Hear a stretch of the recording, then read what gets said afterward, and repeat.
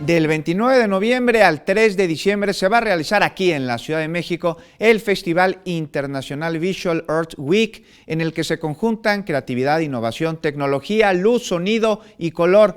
¿Cuál es la sede y cuál es la oferta? Mire, habrá 6 instalaciones interactivas de artistas nacionales e internacionales en recintos como Bellas Artes y el Monumento a la Revolución.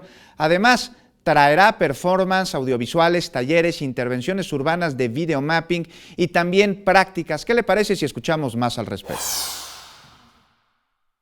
Este es un proyecto en el cual enaltece el orgullo de estar, de pertenecer a tu ciudad y a los valores que representan estos colectivos, estos representantes del arte emergente, y que cuando invitamos a estos artistas de otros países, de otras ciudades cosmopolitas, nos damos cuenta en el ritual que acontece acercarse a una pieza y cómo convives con ella.